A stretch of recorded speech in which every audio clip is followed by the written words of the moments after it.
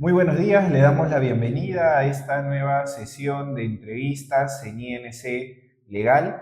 Esta mañana vamos a hablar sobre el tema de pensión de alimentos y tenencia. Para ello nos acompaña el doctor Richard Pinedo, quien es abogado por la Universidad Nacional Mayor de San Marcos, es especialista en Derecho de Familia y Derecho Civil, es asesor en gestión de riesgos, en gestión de recursos humanos, negociación de deudas bancarias y financieras y es conferencista y creador de contenido.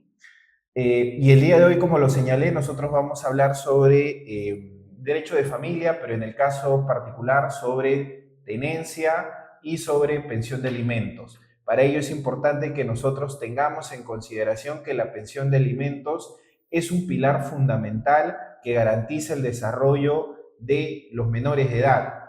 No hay que olvidar y no hay que dejar de tener en cuenta que la familia es uno de los pilares fundamentales de nuestra sociedad y que está reconocido así en nuestra legislación peruana. En ese sentido, debemos recordar y reiterar que la pensión de alimentos va a cumplir un rol fundamental en la protección y en la tutela de los derechos de los niños y de los adolescentes en el Perú. Sin embargo, nosotros vamos a ver que, y ustedes tienen conocimiento de ello, de que en la realidad se presentan diversas situaciones que ponen en riesgo y que afectan la pensión de alimento y por lo tanto afectan el derecho de los menores de edad.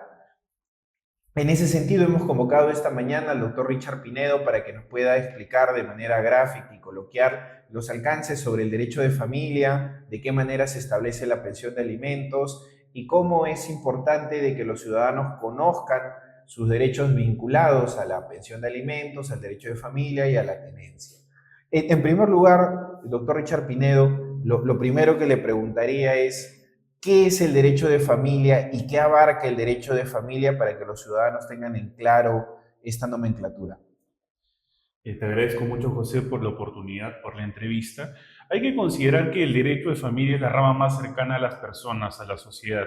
Básicamente es una rama que, la verdad, poco se enseña en las facultades, pero lo curioso es que sigue siendo una de las más prácticas. Entonces, el derecho de familia regula las relaciones interfamiliares entre las personas, madres e hijos, padres e hijos, tenencias, temas de divorcios, etcétera. Eso es lo que regula el derecho de familia y entonces es la rama más cercana nuevamente, como señalo, al pueblo. Consiste básicamente en el derecho de la pensión de alimentos, el derecho de tenencias, el derecho de divorcios y otros procesos ahí alternos, pero que dirían de estos, como aumentos de alimentos, exoneración de alimentos, reducción de alimentos, temas de inventario en el caso de divorcio, temas de tenencia compartida, temas de régimen de visitas, etcétera. Entonces, quiero más o menos ir finalizando señalando que el derecho de familia probablemente es la rama que se usa más en la sociedad peruana, de repente es la rama por la que más se necesita derecho en el país. Me atrevería a decir que los juegos de familia son los juzgados más aborrotados a nivel nacional. Es una rama que no se puede ver a nivel arbitraje, así que netamente está encargada del Poder Judicial y los temas conciliatorios. Es un monopolio de la conciliación y el Poder Judicial, lamentablemente, al menos por ahora. Así que ese es el derecho de familia. Y bueno, yo como especialista me he decantado mucho en lo que es esta rama y quisiera darles un poquito de lo que sé en esta primera oportunidad. Estupendo. Ahora, creo que hay algo importante de lo que nosotros debemos partir, y es que muchas veces los ciudadanos en general no tienen en claro cuáles son las obligaciones que ellos tienen hacia el menor. Los padres, tanto la madre como el padre, tienen obligaciones de cuidado y de sostenibilidad al menor. Mientras los padres están en una relación unida, digamos, por un matrimonio o una unión de hecho, en la práctica ven la manera de cómo distribuirse las funciones y asignarse los costos para poder satisfacer las necesidades de un menor de edad. La situación cambia cuando los padres se separan o cuando los padres nunca han estado unidos. Entonces la pregunta que se encuentra ligada a ella es, ¿el padre y la madre deben pasar el mismo porcentaje de pensión de alimentos o deben asumir los costos del menor en partes proporcionales? ¿Hay algún criterio que nosotros debemos tener en cuenta? Claro, te agradezco mucho, José, por la pregunta y la respuesta sería la siguiente. Normalmente en esta sociedad peruana quien se queda con los hijos termina siendo la madre, por lo general, y por lo tanto a la madre se le asigna un porcentaje de pensión. La pensión puede ser máximo de 60%, lo cual no significa que te van al 60%, aunque la mayoría de personas demandan el 60% porque puede. Pero bueno, es una mala estrategia de algunos abogados que no conocen muy bien la rama. Ahora, lo que sucede también es señalar, con respecto a tu pregunta en específico, es cómo podemos determinar esos porcentajes y si deberían darlo más o menos en partes iguales.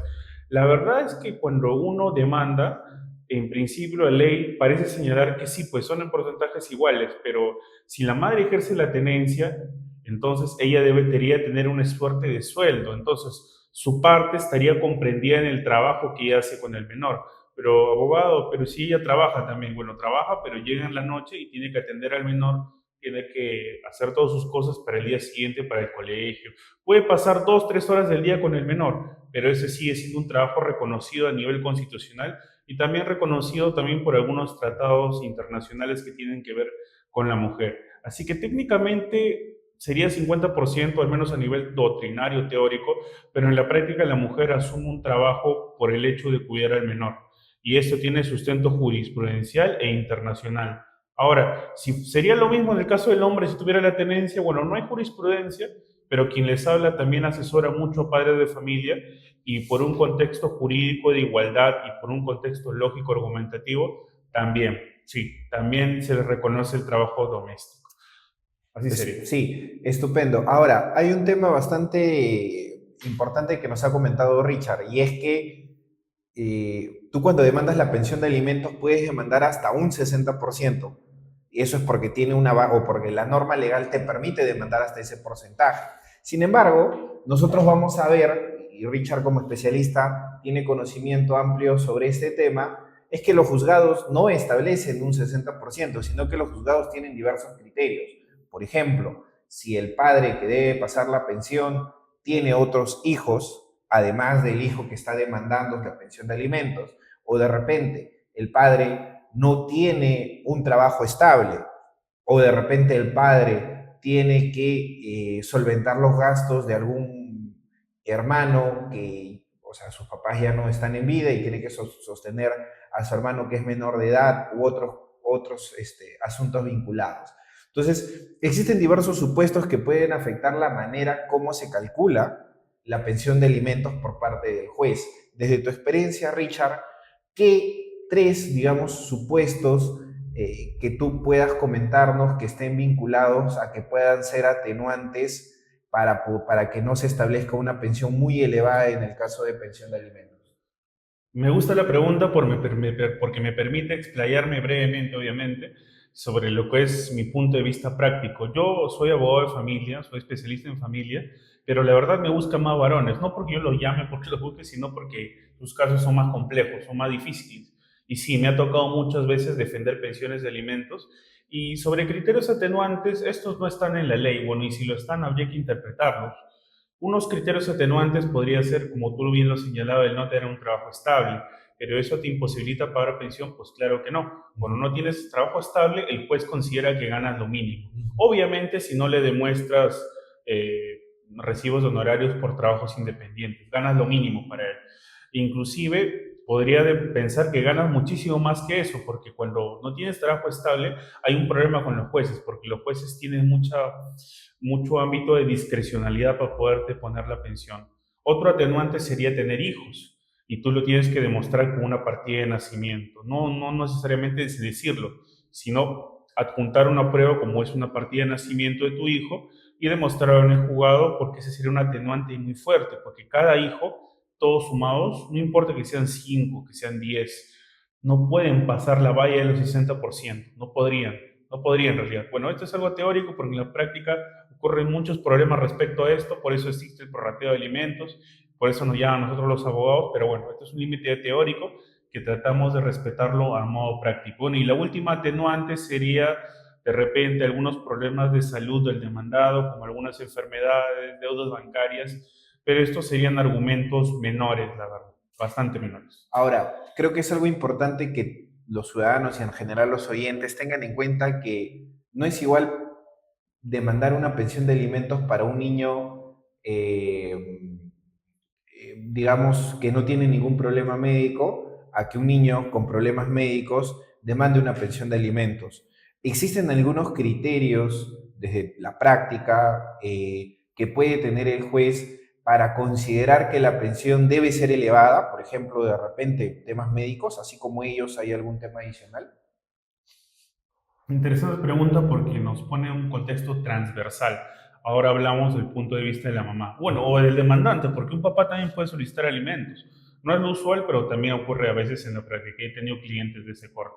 Ahora, en todo caso, para que una pensión sea alta hay muchas cosas que tener en cuenta. En principio, cuando el solamente hecho de presentar una demanda ya te va a otorgar la pensión, pero se presume la necesidad, dice el código, la ley y la jurisprudencia. Pero en mi práctica he considerado o he visto que no se presumen las altas necesidades, que es muy diferente. Entonces, tú tienes que acreditarle de manera probatoria al juez un nivel de vida alto que ha tenido antes el menor. Si ha habido una separación de dos personas de alto nivel económico y ahora el menor de lo que vivía en San Isidro, pasa a vivir en, no sé, en Comas, en otro distrito de repente que no tiene el mismo nivel económico, entonces lo que pasa es que cambia el nivel de vida y eso a nivel de derecho de familia no debería ser y por lo tanto tú tienes el derecho de exigirle al juez que su nivel de vida no cambie o en su defecto mínimamente que sea bastante parecido. Pues si el gasto del menor antes era de 1.000 soles, ahora que están separados debería ser lo mismo o variar ligeramente, 8.000, 9.000 soles. Y para eso hay muchas técnicas como por ejemplo colocar un cuadro de gastos, colocar los gastos que se hicieron en el último año, etcétera, ¿no? Porque si los gastos anteriormente los podía solventar el deudor, el padre, actualmente también los podría hacer. Obviamente esto es un contexto general, no siempre ocurre así y a veces el dinero se corta por otros motivos, ¿no? Pero hablando de un punto de vista general, este sería el TIC, entre comillas, para conseguir una pensión alta. Una demanda de alimentos que en las manos de un abogado inicial, un abogado que no es de derecho de familia, sería muy sencilla, tendría 3, 4 páginas. En el caso de una demanda de alta pensión, sería una demanda bastante compleja, bastante compleja. En Esto es el un que, reto. en el que se tenga que probar que efectivamente los costos que se están demandando no son costos ordinarios, sino son costos elevados. Así es. Muy bien. Ahora, sobre el tema de costos, hay algo que bastante interesante que nos comentabas, Richard, y es que normalmente el juez calcula en base al sueldo y si no tienes un trabajo fijo, en base a la remuneración mínima vital que está establecida en el caso del Perú. Pero el juez puede revisar los estados financieros del padre al que se le demanda, puede revisar cuáles son los impuestos que paga en la SUNAT. A lo que voy es que un padre no solamente va a recibir la pensión de alimentos a través de un sueldo, sino puede tener diversos ingresos. De repente alquila un departamento, alquila 3 carros, tiene un negocio. Entonces, el sueldo no es el único criterio que creo que deberíamos tener en cuenta para que el juez pueda calcular la pensión de alimentos. Hay otros factores adicionales que puede tomar el juez para poder establecer esta pensión de alimentos. Por supuesto, José, te agradezco la pregunta. Hay muchos criterios para tomar en cuenta el tema de la pensión de alimentos. Como diría el segundo pleno casatorio en derecho de familia, existe una flexibilidad probatoria, lo cual no quiere decir que una sea una jungla, algo así, pero para traducirlo en términos cristianos, con una foto yo podría conseguir una alta pensión, no sé, una foto del demandado al costado de un Ferrari, una foto de un demandado al costado de una mansión en Máncora. Podríamos conseguir eso, porque al final se trata del nivel de vida de un menor. Y no, obviamente no vamos a certificar la foto, no vamos a traer un perito para que certifique la foto, el audio, etcétera. No, no funciona así. En derecho de familia existe flexibilidad probatoria. Así que con una foto podríamos obtener una alta pensión. Y como tú señalas, no solamente está el criterio del sueldo. Hay mucha gente que independientemente del sueldo, tiene trabajos independientes bastante onerosos, bastante atractivos, bastante altos. Podríamos revisar a través de SUNAT lo que es el tema del recibo por honorarios. Bueno, y si no te gusta la SUNAT, eres amigo de no pagar impuestos al país, podemos hacerlo a través de fotografías, a través de videos de tu negocio, a través de facturas no registradas, etcétera. El documento que sea que acredite que tú recibes un ingreso, de repente un audio, donde el padre él mismo admite que gana un ingreso y simplemente no te lo quiere dar por X motivos. Existen muchas formas. También podría ser a través de los ingresos bancarios. Hace algunos años se actualizó la ley y ahora el juzgado de paz letrado puede pedirle a las entidades bancarias cuánto dinero tienes ahorrado. Y en base a eso, el padre no puede decir, no, no tengo, soy pobre, tengo esto, pero otro no podría. Él dice, no, dice, el jugador podría decir, no, no tengo dinero, pero a la hora, en sus cuentas sale que hay 3 millones, 4 millones, entonces, ¿qué estamos hablando? No hay bastantes formas de poder agarrar formalmente un demandado, pero bueno, esto es formalmente, en un país tan informal como el Perú, a veces no siempre es la mejor opción y eso también depende mucho con el abogado con el que te toca. Una recomendación. Es cierto que es una rama, entre comillas, bastante accesible para algunos, pero no contrates a cualquiera. Sí, creo que importa mucho la creatividad del abogado para poder identificar realmente el corazón del caso, porque no es lo mismo estar en un caso como estamos conversando frente a un menor que tiene necesidades básicas a un menor que tiene necesidades especiales y necesita un mayor costo. No es lo mismo estar frente a un padre que tiene un sueldo fijo a un padre que tiene diversos ingresos. Entonces va a importar mucho, y esto es un consejo que deben de tener presente, que el abogado puede identificar realmente cuáles son las necesidades del menor de edad y también va a identificar cuáles son las fuentes de ingreso y también las necesidades y las obligaciones que tiene el padre, porque el padre de repente tiene otros hijos, de repente no tiene un trabajo estable o tiene que asumir carga de sus padres que ya están ancianos. Entonces hay que evaluar cada caso de manera particular teniendo en cuenta las recomendaciones que el doctor Richard nos está compartiendo sobre atenuantes, sobre situaciones que pueden incrementar la pensión. Ahora, hay un tema que seguramente se deben de estar preguntando y es que la pensión de alimentos no solamente se va a gatillar por orden del juez desde el momento que el juez ordena la liquidación o ordena el monto que se tiene que pagar como pensión de alimentos. Lo pongo como un ejemplo. Pepito y María tienen un menor de edad. Sin embargo, Pepito no quiere reconocer al hijo porque tiene dudas de su paternidad. Y luego de un proceso de familia se reconoce de que él es el padre y que tiene que establecerse una pensión de alimentos en la que tiene que establecer una suma de 1.500 soles a favor del menor de edad que tiene con María. La pregunta es, ¿qué pasa con los costos que tuvo que asumir María durante su embarazo? Que no son baratos, los gastos clínicos. ¿Qué pasa los primeros meses o el primer año donde María tuvo que soportar el 100% de los costos del menor de edad? Y Pepito solamente quiere pasar la pensión porque el juez lo ha establecido desde marzo del 2025. ¿Qué pasa con la fecha anterior? ¿Hay forma en la cual María pueda requerir el pago de esta pensión? Te agradezco la pregunta, José, y eso es un aspecto que todavía no está regulado y bueno, considero, conociendo al legislador peruano, preferiría que se mantenga así, de momento al menos, por varias razones. En principio, existe la pensión moral y la pensión legal. La pensión moral, pues existe inclusive en la gestación. Tienes que hacerte cargo de tu pareja de ese momento, ¿ya? Y la pensión legal existe desde que existe firmada una conciliación o el juez te notifica lo que es una demanda de alimentos, de la notificación. Ahí existen dos tipos de pensiones, legal y moral. Entonces, si tú nunca has demandado la pensión de alimentos, técnicamente ese dinero que has gastado todos esos años, mientras no has demandado la pensión de alimentos, se ha perdido. Si por último una persona ya tiene bajos recursos, no puede contratar un abogado, un buen abogado o un abogado pequeño, lo que sea, no puede hacerlo, tendría que hacerlo mínimamente ya como un abogado del Estado. Inclusive actualmente se han facilitado formularios para que lo haga, porque al menos la pensión va a correr desde esa notificación, al menos. Si no, si se enfrenta a una persona que de verdad es tan irresponsable, lo mejor sería ir haciéndolo. Ahora, ese dinero lamentablemente ya no se puede recuperar. No hay forma jurídica, administrativamente legal de recuperarlo. Con respecto al dinero de cuando uno está embarazada, si la pensión de alimentos, la demanda es reciente, se le puede pedir al juez que reconozca esos gastos. Obviamente, mientras estos tengan un costo razonable, estamos hablando de temas del CIS, temas de pensión, temas de un hospital, veo complicado, o al menos yo lo he visto en la práctica, que ya te lo costee una clínica grande. Ahora, Generalmente son montos estándar, ¿no? Ahora, una pregunta, ¿la pensión de alimentos la reclama la madre desde que nace el menor o la puede reclamar desde que el bebé está en el vientre de la mujer, o sea, que ya está concebido. No es usual, pero sí se puede hacer desde que uno está embarazado. Y uno dirá, ¿y cómo saben que es mío esto, que lo otro? En realidad existe una presunción de paternidad cuando ya la madre está embarazada de que él es el verdadero el papá. Lo que pasa es que el inconveniente de esto es que una demanda de alimentos, a pesar de ser el proceso más corto en el Perú, corto entre comillas, demora incluso unos meses, 3, 4, 5 meses, así que a veces no es muy práctico.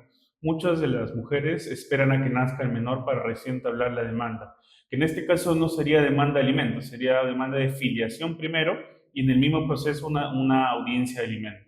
Sí, perfecto.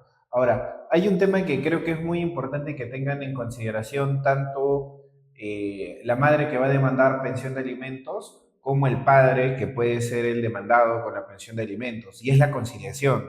Lamentablemente nosotros en el Perú estamos en una cultura en el que todo lo queremos resolver a través del litigio, irnos a juicio, porque muchas veces las personas de buena manera no quieren aceptar sus obligaciones, pero a veces se olvidan de que la conciliación, al menos en materia de derecho a familia, puede solucionar muchos problemas y muchos costos. Entonces, ¿qué opinas tú de la conciliación en materia de derecho de familia y qué tan recomendado es que los padres puedan finalmente conciliar, no sé, y qué tipo de conciliación pueden realizar sobre pensión, sobre tenencia? Adelante. Gracias por la pregunta, José. Y sí, como tú lo has señalado, en el Perú no tenemos una cultura conciliatoria y eso tiene por muchos problemas del Poder Judicial y otras entidades. No hay una cultura conciliatoria porque la mayoría de gente todo lo ve pelear y también, bueno, está incentivado por el hecho de que los procesos de familia a nivel de aranceles no son costosos en el Perú y la mayoría de abogados de esta rama normalmente, bueno, que dicen ser de esta rama, son bastante accesibles. A diferencia de Estados Unidos, donde tú le dices una tontería al juez y el juez te saca de la sala y te mete tremenda multa y te quita también tu licencia para ejercer de abogado. Los costos son muy altos, así ahí concilias o concilias. Acá en Perú lamentablemente no es así. En el derecho a familia lo recomendable sería considerar, en mi experiencia, yo he ido a conciliaciones, le he dicho, mira, te va a pasar esto, lo otro, mira, acá tengo fotos de esto, lo otro, y algunas personas que son racionales entienden y firman ahí la conciliación.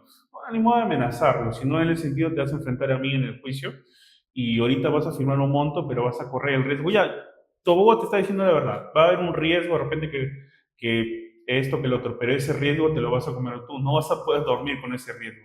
Más en un país donde todo es impredecible, peor. Entonces, lo recomendable en derecho de familia sería conciliar por tenencia, por pensión, por pensión, por divorcio, por todo en realidad, específicamente más en derecho de familia. La conciliación en derecho de familia en este país es alternativa, no es obligatoria como si lo es en derecho civil y otras ramas. Lamentablemente, yo creo que eso está bien porque uno debería demandar de frente, pero bueno, debería haber formas en las que el legislativo incentive la conciliación en derecho de familia y no sé si incrementando los costos del proceso, ya sea para la parte demandada o la demandante, podría ser una alternativa. Todavía no he escrito sobre eso, pero sería una buena materia de investigación. Estupendo. Hay un tema que seguramente también se deben de estar preguntando, y es que a veces se preguntan si es que la pensión de alimentos que ya es fijada por un juez debe cubrir todos los gastos del menor de edad. En pocas palabras, o con un ejemplo, si se me asigna una pensión de 1.000 soles y yo pago los 1.000 soles mensuales, la madre debe cubrir con esos 1.000 soles todos los gastos de mi menor de edad, o puede solicitarme que también pague, por ejemplo, la pensión del colegio, la vestimenta, gastos extraordinarios por cuotas extraordinarias del colegio donde estudia mi menor hijo, o gastos médicos. Entonces, una pregunta que se deben de estar haciendo para resumir mi pregunta es: ¿la pensión que establece el juez debe cubrir todos los gastos que tenga el menor de edad, o la madre puede pedirme que yo cubra costos adicionales como colegio, escolaridad, enfermedad y vestimenta? Vamos a responder la pregunta. Lo que sucede es lo siguiente, la pensión como concepto jurídico es un concepto universal. La pensión en sí, si el juez te sentencia 1.000 soles, esos 1.000 soles cubren los alimentos en sí mismo, cubren la recreación, la salud, la escolaridad, todo lo que fue original, cualquier gasto al menor lo cubre esa pensión, es universal. pero abogado, pues eso no me alcanza. Bueno, jurídicamente es lo que es. Ahora, moralmente, evidentemente, de repente hay algunos montos que se deberían dar por fuera o de manera externa a ese tipo de pensión. Ahora, eso es lo que es un corte moral, pero corte jurídico, si el juez te sentencia un monto, no deberías pagar más, ni un sol más, porque se debe hacer caso en primer lugar a esa orden judicial. Hay algunos padres de familia, incluso algunos clientes que he tenido, que sí, fuera de que lo sentencie el juez, pagan la escolaridad, pagan algunos temas de recreación, y mientras estos montos sean de naturaleza extraordinaria y no se repitan mucho con el tiempo, pues no hay mucho problema, pero si estos montos se hacen de manera ordinaria, ya podrían tener problemas cuando se enfrenten a un proceso de aumento de alimentos. Justamente esa es la otra pregunta que quería hacerte, el relacionado al tema del aumento de al aumento de la pensión de alimentos. El juez puede establecer una pensión de 1.000 soles para cuando el menor de edad había tenido 3 años, pero las necesidades que va teniendo el menor van aumentando y por lo tanto el costo de vida del menor va aumentando. ¿De qué es posible? Bueno, primero es posible requerir el aumento de la pensión de alimentos. ¿Qué presupuestos se deben cumplir para que el juez pueda amparar este pedido?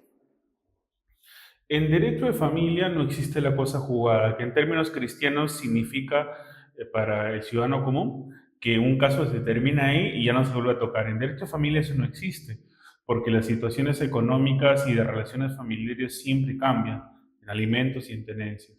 Entonces, si un menor un determinado año necesita 1.000 soles de pensión, cuando crezca tendrá otros determinados gastos, ya sea a nivel educativo, ya sea a nivel de alimentación o a nivel médico inclusive.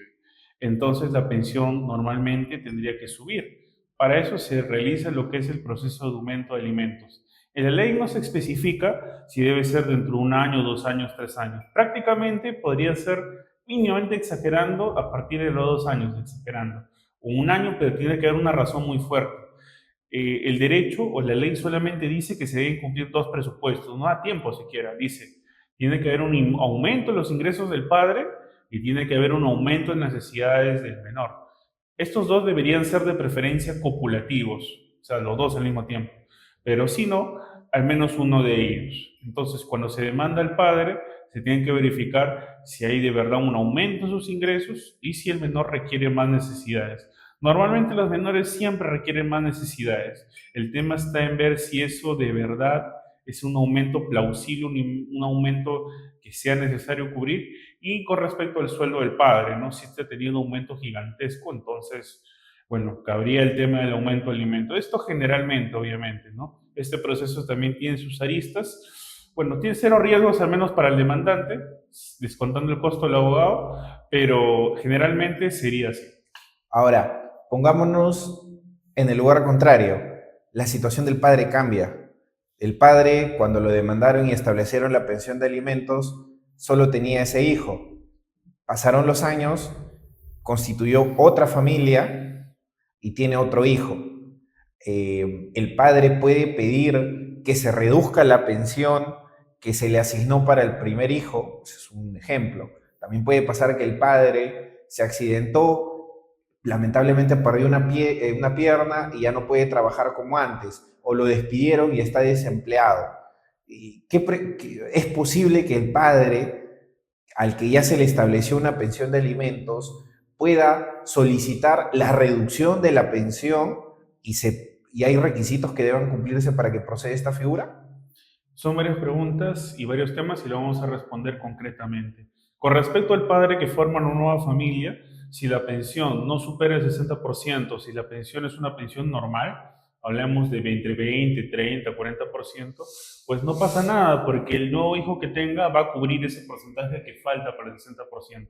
Ahora, si tiene otra familia y tiene varios hijos por ahí, y son dos, tres hijos que comen cada uno 20, 20% y tiene un hijo más, entonces lo que va a tener que hacer es un proceso de prorrateo de alimentos para que todos los hijos puedan comerse el 60% de lo que gana, porque si no, al final va a terminar deshuesado por la propia pensión que le ordena el juez y de repente en un futuro podría terminar en la cárcel por no pagar esa pensión. Tendría que hacerse con urgencia un prorrateo de alimentos. Ojo, prorrateo no significa reducción, nunca va a haber una reducción.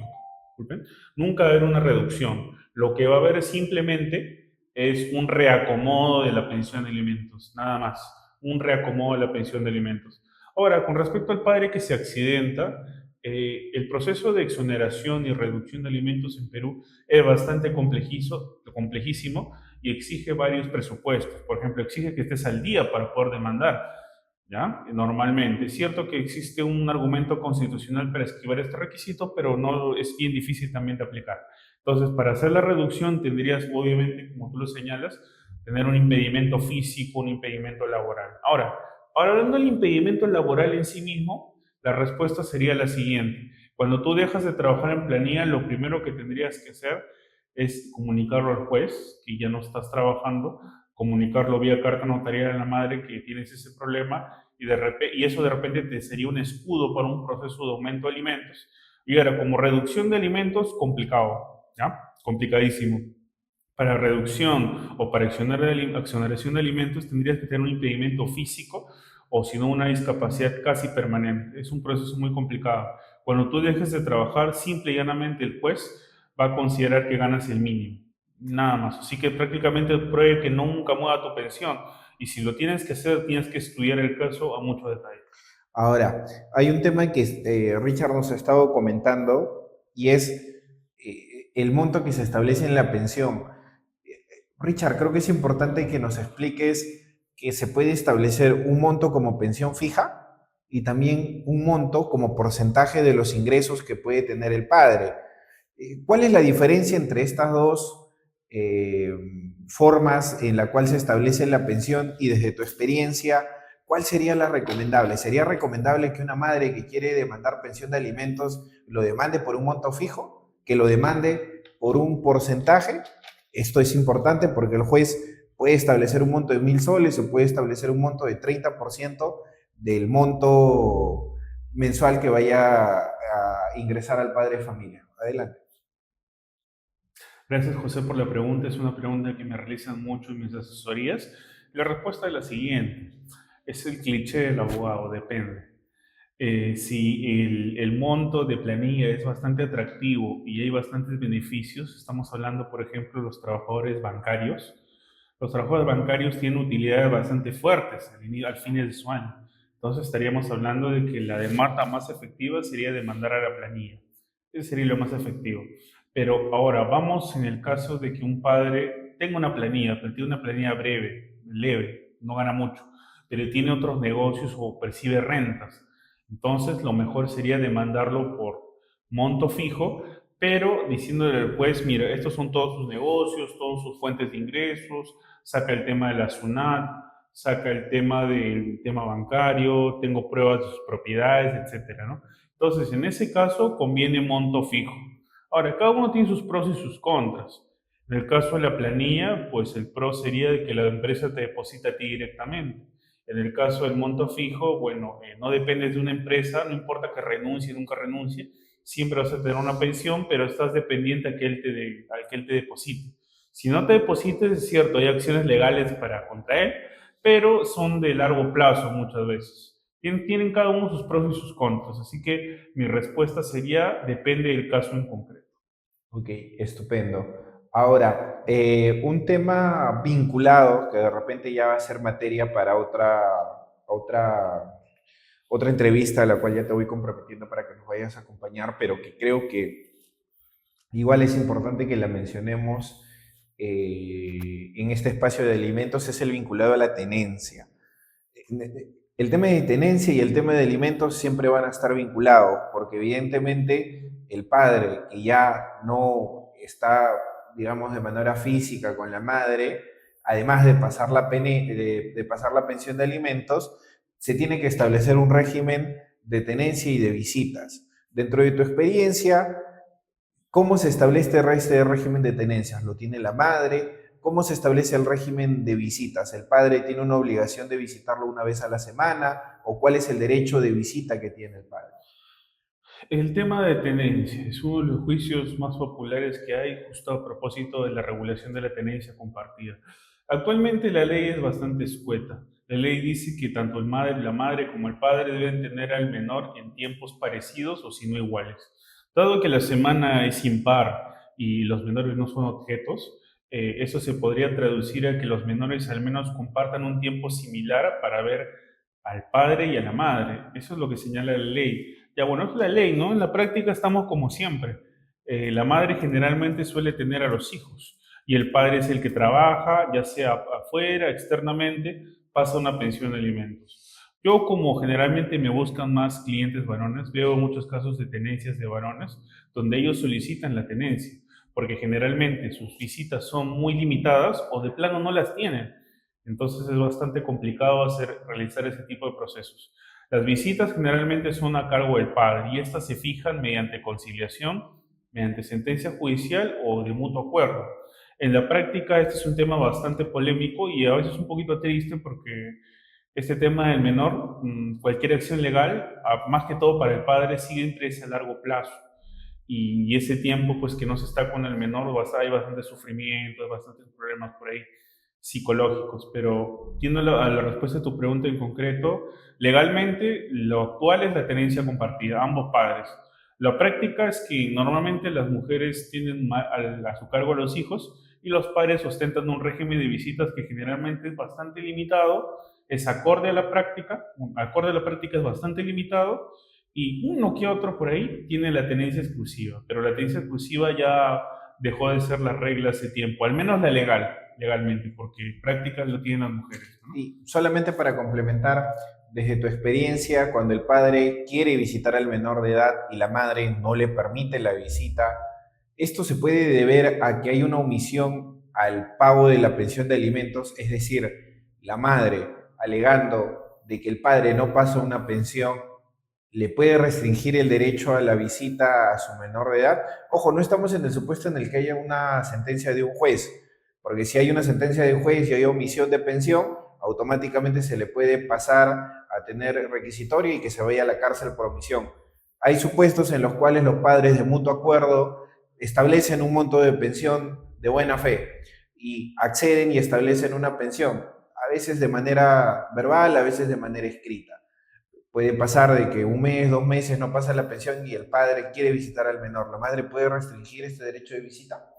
La madre en ningún caso puede restringir el derecho de visita. Bueno, en ningún caso normal, ¿no? Estamos hablando que solamente podría restringirlo si existe una orden de un juez penal o la orden de un juez de medidas de protección. Son los únicos casos. No se le puede restringir las visitas a un deudor de alimentos porque son temas distintos.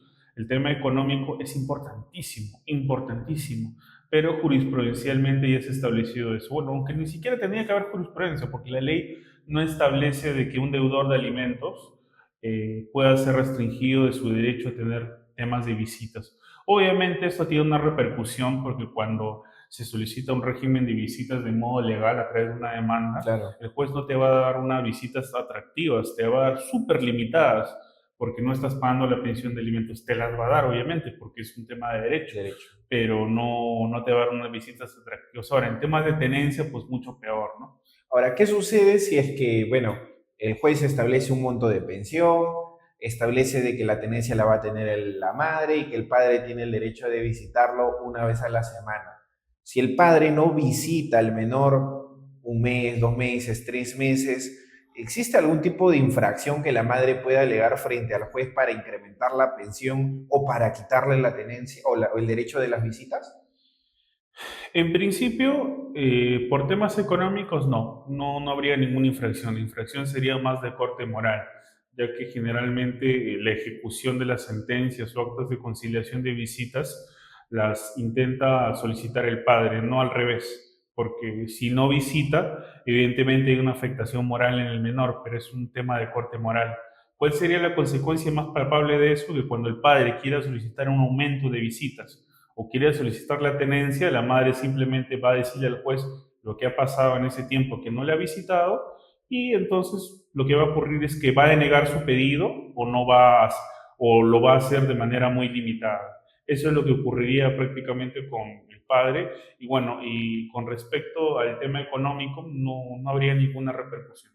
Ahora, ¿qué es lo que sucede en la práctica de repente si es que, porque no es un tema tanto jurídico en el tema del litigio, sino es un tema de la práctica respecto de la representación que tienen del menor, como la tenencia la tiene la madre de repente lo quiere llevar al extranjero, al menor de edad, o de repente quiere llevarlo a otra ciudad aquí en Lima, perdón, en Perú, o quiere llevarlo al extranjero.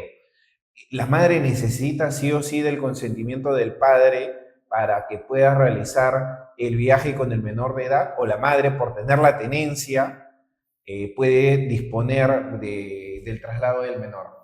Es una pregunta que me hacen bastante también de las asesorías.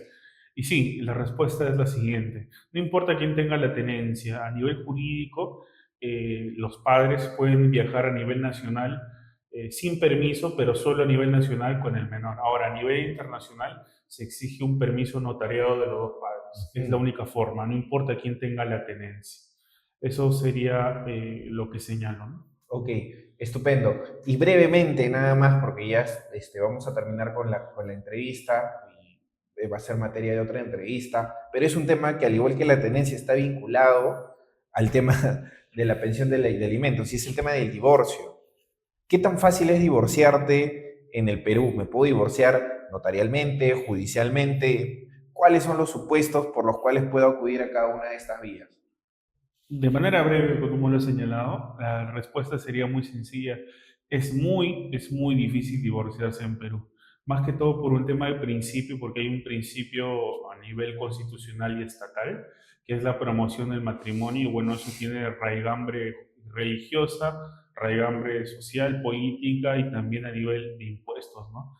Generalmente en las antiguas sociedades uno se casaba y procreaba familia y a su vez pagaba más impuestos, ¿no? A la sociedad, ¿no? La familia como la deuda del Estado, ¿no? Una explicación para poder indicar eso. Es muy difícil divorciarse en Perú, bueno, en cualquier país en realidad, pero considero que de repente un poquito más difícil en Perú, porque si estamos ante un poder judicial lento, pues imagínate, pues, ¿no? Un juicio de divorcio te puede demorar el más chiquito entre 2 a 4 años y el más grande entre 3 a 6 años, si no es que más.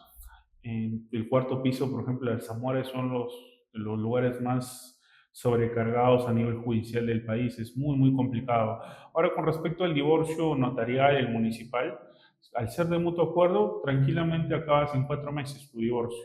Por eso siempre en temas de divorcio la solución sería la negociación, Ujú. siempre con las partes. Si en una negociación alguien gana algo, alguien pierde algo, pero nunca alguien gana. Es imposible. Y si eso pasa, uno, hay ignorancia de una parte, o dos, pues simplemente alguien ya quiere divorciarse con tanta efervescencia que le da igual perderlo todo. Y me quedo con esta reflexión final para terminar esta entrevista. La conciliación es un mecanismo muy importante que puede ser utilizado tanto por la madre como el padre para poder solucionar el problema, con la finalidad de poder tutelar y proteger el derecho del menor de edad. La conciliación puede ser utilizada para poder divorciarte, para poder establecer la pensión de alimentos y para poder establecer el régimen de tenencia y de visita del menor de edad. Le agradecemos de parte de la sección de entrevistas de INC Legal al doctor Richard Pinedo por habernos acompañado esta mañana. Ha sido muy importante los comentarios y la experiencia que nos ha compartido respecto de cómo se establece el régimen de pensión de alimentos y de tenencia en el caso de los menores de edad. A todos nuestros oyentes los invitamos a colocar como comentarios en nuestras plataformas los temas y las preguntas que desean sean materia de entrevistas en próximas sesiones. Muchísimas gracias nuevamente, doctor Richard Pinedo. No, el gusto es mío.